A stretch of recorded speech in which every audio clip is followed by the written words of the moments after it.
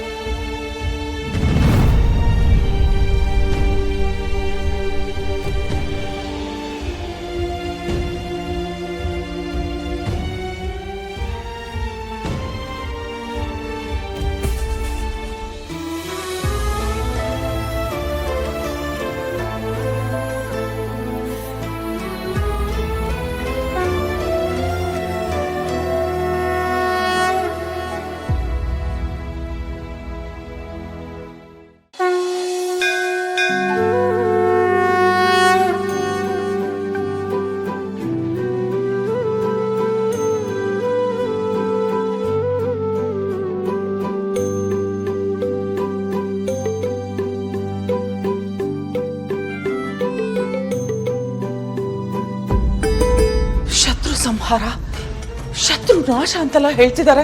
ಇವ್ರು ಹೇಳ್ತಿರೋದೆಲ್ಲ ನಿಜ ಆಗುತ್ತಾ? ನಾನು ಏನ್ ಪ್ಲಾನ್ ಮಾಡಿದ್ರು ಅದ್ ನಡೀತಾನೆ ಇಲ್ವಲ್ಲ.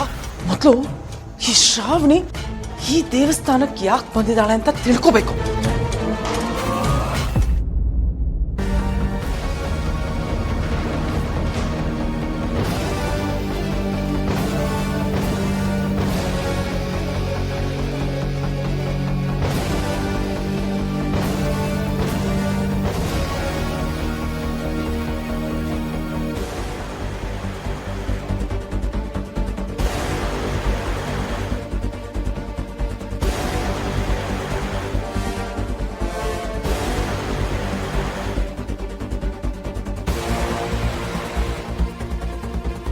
ಎಕ್ಸ್ಕ್ಯೂಸ್ ಮೀ, ಇಲ್ಲೊಬ್ರು ಹೆಂಗಸ್ರು ನಿಂತಿದ್ರಲ್ಲ, ಅವರಲ್ಲಿ ಯಾರು ಇರ್ಲಿಲ್ಲ ಮೇಡಮ್ ಇಲ್ಲಿ.